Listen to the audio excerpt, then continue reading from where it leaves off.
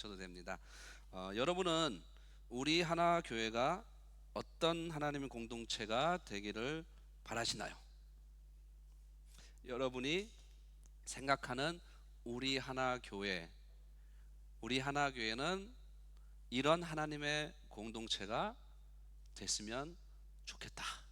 아마 여기 계신 분들 모두가 다 마음속에 한 번쯤은 그런 생각을 하고 계시지 않았을까 생각을 해봅니다. 아마도 다툼과 아픔보다는 화해와 용서와 존중이 있는, 상처와 시기보다는 위로와 사랑이 넘치고 모두가 서로를 이해하며 한 마음 한 뜻이 되어 하나님의 마음으로 기쁘고 즐겁게 하나님의 뜻을 이루어가는, 하나님이 다스리시는 교회, 그런 하나님 공동체가 되기를 바라시겠죠. 이것은 우리 하나 교회뿐만이 아니라 세상의 모든 교회, 모든 기독교 공동체가 바라는 것이 아닐까요? 하나님께서 다스리고 아픔과 상처가 없고 사랑과 위로로 가득한 공동체, 서로에게 힘이 되고 서로에게 위로가 되고 서로에게 친구가 되어주는 그런 공동체, 가장 이상적인 공동체죠. 아마 우리가 다 알듯이, 그러나 이런 공동체가 존재하기는 쉽지가 않다라는 게 제 결론입니다. 여러분은 어떻게 생각하실지 모르겠지만 저는 그렇게 생각을 합니다. 그런데 그런 공동체가 가능할 수도 있다라는 거예요. 그렇다면 우리는 어떻게 이런 교회, 이런 공동체를 만들어갈 수 있을까요? 오늘 우리가 읽은 본문은 하나님께서 이사야 선지자를 통해서 말씀하신 앞으로 이스라엘에 이루어질 새 나라에 대한 예언입니다. 이사야 선지자는 하나님의 백성에게 그들이 계속해서 하나님을 버리고 거역하며 죄를 짓는다면 하나님의 심판을 받게 될 거라고 경고하면서도, 반대로 하나님께서는 얼마나 자비롭고 사랑이 많으신 분인지, 또한 그들에게 얼마나 많은 놀라운 약속들을 주셨는지를 알려주면서 하나님의 백성을 위로하며 희망도 주었습니다. 그리고 오늘 말씀 또한 이사야 선지자는 다시 세워질 이스라엘의 새 나라에 대해서 예언하며 이스라엘에게 새 나라에 대한 희망을 주고 있습니다. 그렇다면 하나님께서 이사야 선지자를 통해서 말씀하시는 이 나라는 어떤 나라일까요? 오늘 9절 말씀 우리 다시 한번 함께 보겠습니다. 우리 한 목소리로 읽어보겠습니다. 내 거룩한 산 모든 곳에서 해됨도 없고 상함도 없을 것이니 이는 물이 바다를 덮음같이 여호와를 아는 지식이 세상에 충만할 것입니다. 아멘. 하나님께서 말씀하시는 새 나라에는 해됨도 없고 상함도 없다고 말합니다. 여기서 해됨은 상하게 하다, 악하다, 사악한 행동을 하다라는 의미도 있습니다. 그리고 상함은 멸망시키다, 파멸하다, 부패하다라는 의미가 있습니다. 그러므로 이 해됨도 없고 상함도 없다는 말은 그곳에는 서로 해치게 하는 것이나 다치게 하는 것도, 악하거나 파괴하는 것도, 부패나 타락도 없다는 것입니다. 즉 이 나라에 함께하는 하나님의 백성은 외적인 위협이나 내적인 부패, 그리고 영적 타락의 문제에 빠질 우려가 전혀 없는, 그런 걱정을 아예 할 필요가 없는, 그런 것 때문에 고민하고 괴로워하며 싸울 필요 없는 완벽한 평화의 나라에서 살게 된다는 것입니다. 여러분, 아픔이 없어요. 슬픔이 없습니다.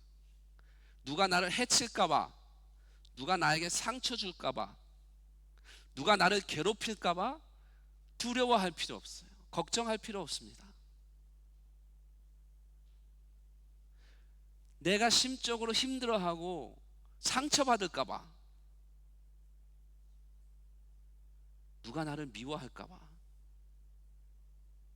누가 나를 겁박할까봐 이런 걱정, 근심 할 필요가 없는 나라, 바로 그런 나라에 대해서 이사야 선지자는 오늘 예언을 하고 있습니다. 사랑으로 가득하고 평화로 가득한 그런 걱정을 아예 할 필요가 없는, 여러분, 그런 나라, 그런 공동체 한번 상상해 보셨습니까? 만약에 내가 그런 공동체에 속해 있다면, 그런 나라에서 산다면, 여러분, 지금 우리가 살고 있는, 여러분이 살고 있는 이 세상과 비교했을 때 어떨 것 같습니까? 저는 생각만 해도 미소가 제 얼굴에서 떠나지 않을 것 같습니다. 기쁨으로 가득하고 평안으로 가득하고 즐거움으로 가득하지 않을까 한번 생각을 해봅니다. 근데 오늘 말씀에서는 또 이 나라가 어떤 모습인지를 이사야 선지자는 또 가르쳐주고 있어요. 이 평화의 나라 어떤 모습일까요? 6절로 8절의 말씀 함께 보겠습니다. 제가 읽어드리겠습니다. 그때 이리가 어린 양과 함께 살며 표범이 어린 염소와 함께 누우며 송아지와 어린 사자와 살찐 짐승이 함께 있어 어린 아이에게 끌리며 암소와 곰이 함께 먹으며 그것들의 새끼가 함께 엎드리며 사자가 소처럼 풀을 먹을 것이며 젖먹는 아이가 독사의 구멍에서 장난하며 젖된 어린 아이가 독사의 굴에 손을 넣을 것이니라. 여러분, 지금 읽은 이 말씀이 가능하다고 생각하십니까? 이리가 어린 양과 함께 살며 표범이 새끼 염소와 함께 누우며 송아지와 새끼 사자와 살찐 짐승이 함께 풀을 뜯고 어린 아이가 그것들을 끌고 다닌다고 얘기를 합니다. 잡혀 먹지 않으면 다행이겠죠. 근데 그 어린 소년이 이 짐승들을, 이 동물들을 다스리며 끌고 다녀요. 암소와 곰이 서로 벗이 되며 그들의 새끼가 함께 눕고 사자가 소처럼 풀을 먹고 젖먹는 아이가 독사의 구멍 곁에서 장난하고 젖된 어린아이가 독사의 굴에 손을 넣고 장난치며 논다고 이야기를 합니다. 그럼에도 아무런 해가 없고 어떤 문제도 일어나지 않는다는 거예요. 이런 세상이 진짜 가능할까요?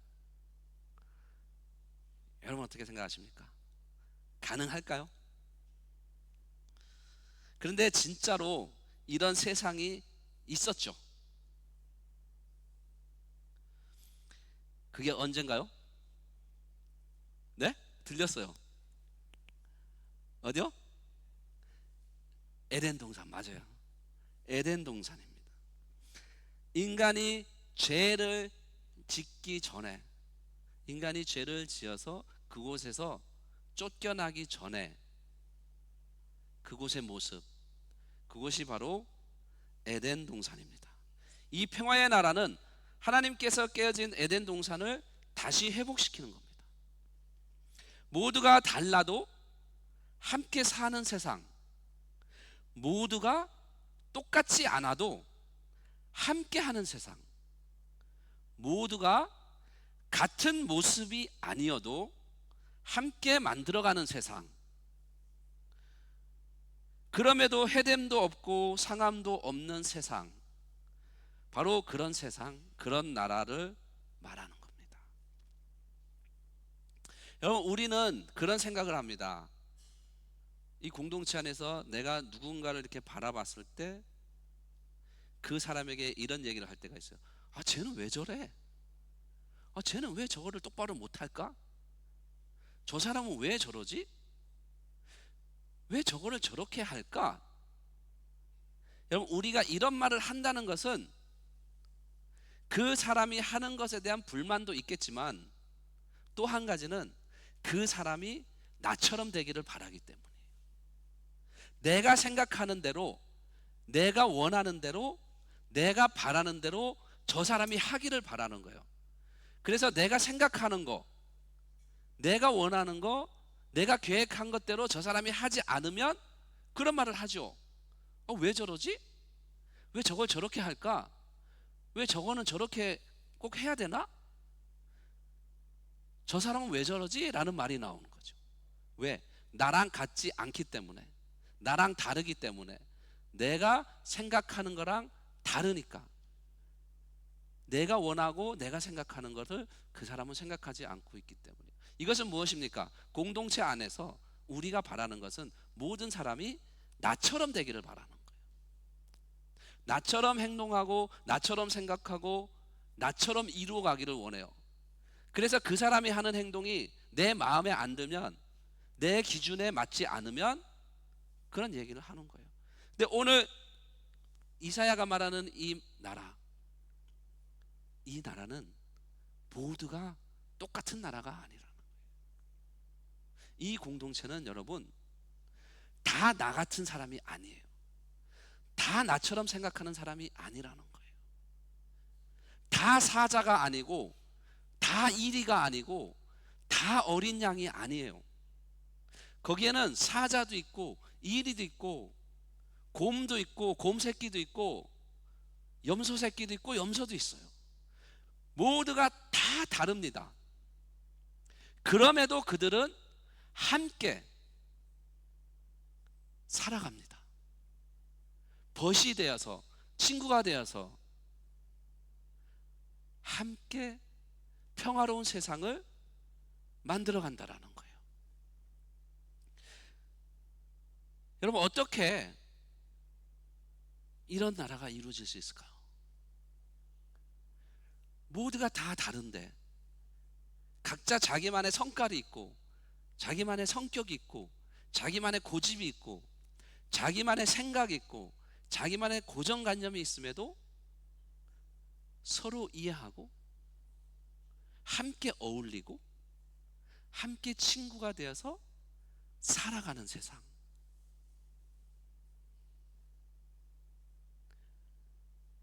정말 생각만 해도 저는 이렇게 지금도 이렇게 막 속으로 되게 기쁜데, 여러분, 이런 세상, 어떻게 이런 나라, 이런 세상이, 이런 공동체가 이루어질 수 있을까요? 오늘 말씀 1절로 5절의 말씀 함께 보겠습니다.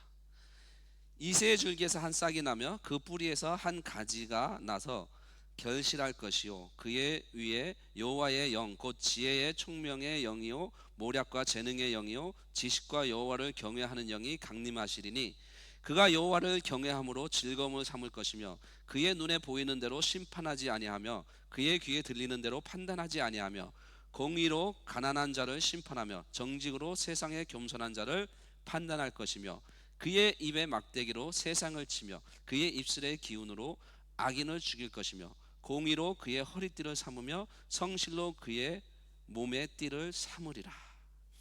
여러분, 여기서 말하는 이새의 줄기에서 나는 한 싹은 누구를 말하는 겁니까? 바로 메시아 예수 그리스도를 말하는 겁니다. 이사야 선지자는 이 메시아가 이 땅에 와서 하나님께서 세우실 새 나라를 다스릴 거라고 말합니다. 그리고 하나님께서는 그 새 나라를 잘 다스릴 수 있도록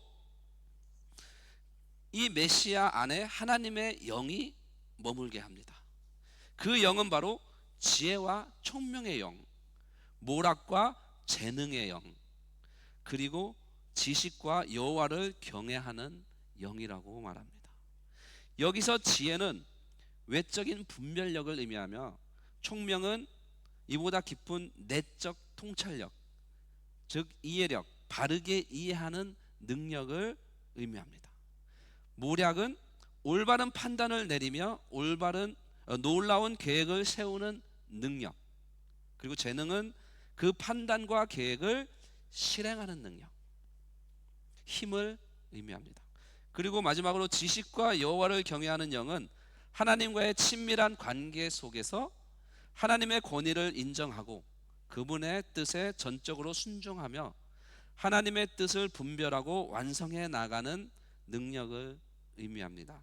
이렇게 하나님께서는 메시아를 완벽한 통치자로 만드십니다.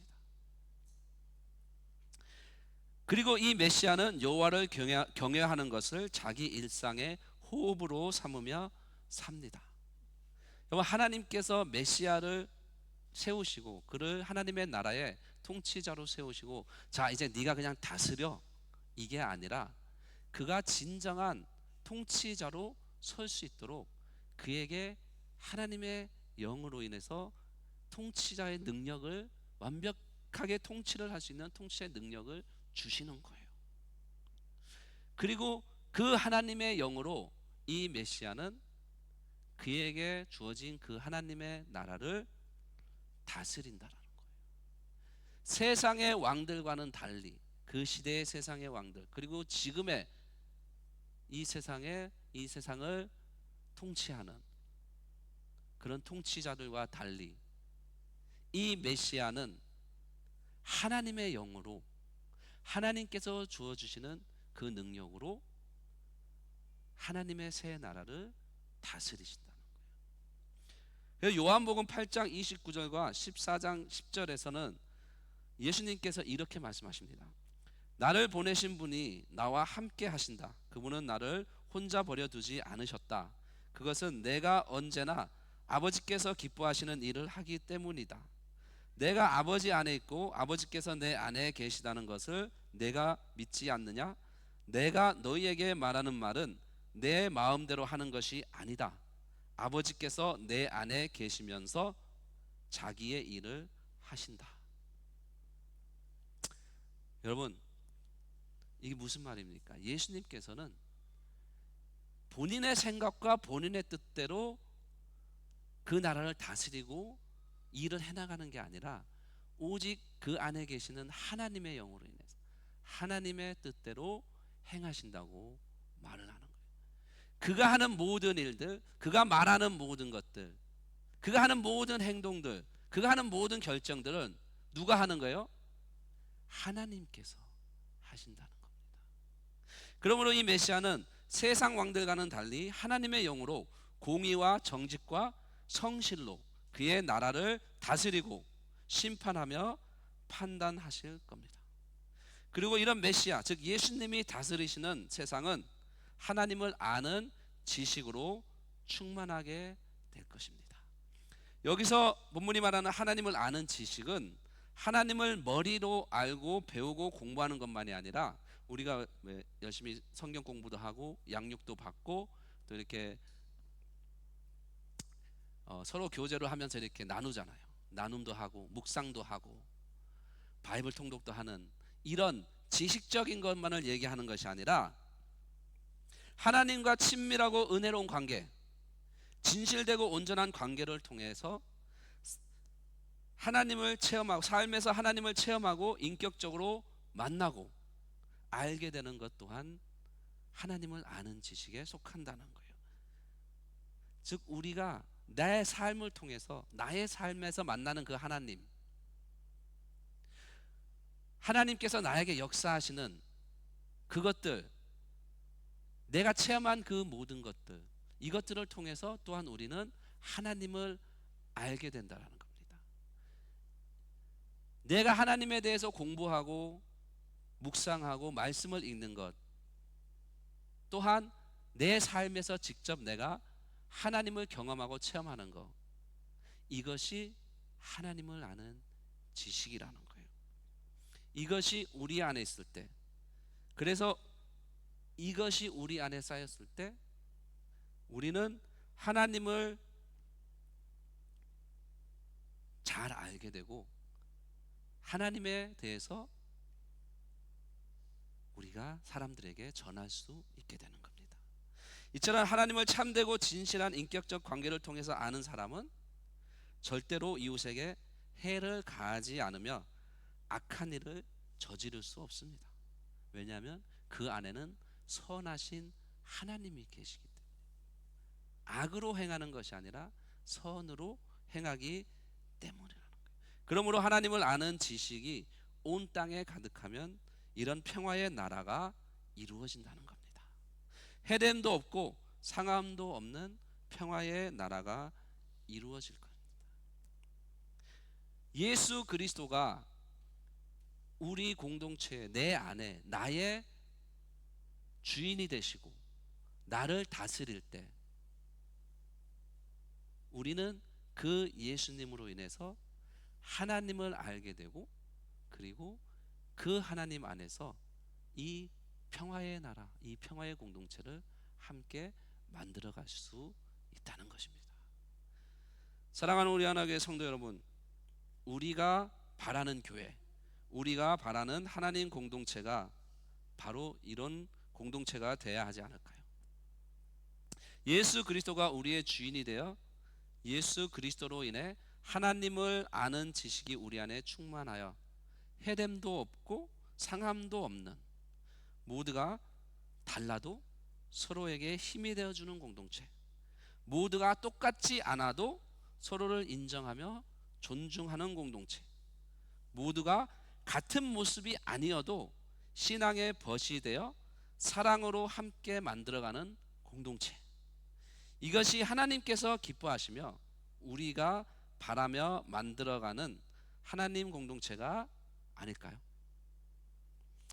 예수님이 우리의 주인이 되어 다스리시는 평화의 공동체, 모두가 각자 다르지만 함께 할 수 있는 공동체, 그것은 오직 예수님이 우리의 주인 되시고 우리의 삶, 나의 마음을 다스릴 때 가능할 것입니다. 그러면 우리는 예수님을 나의 주인으로 인정하며 그분이 다스리고 인정하는 삶을, 그 다스리고 인도하는 삶을 살아야 한다는 거예요. 그럴 때 우리 또한 우리의 삶, 그리고 우리의 모든 것, 내 자신이 하나님을 아는 지식으로 충만하게 될 것입니다. 그렇게 우리 하나교회는 예수님이 주인이 되어 다스리는 교회, 그런 교회로서 하나님을 아는 지식으로 가득한 공동체가 되어 그리스도의 평화를 누리며 함께 나누는 하나님의 공동체가 되기를 소망합니다. 아멘. 우리 다 함께 찬양하겠습니다.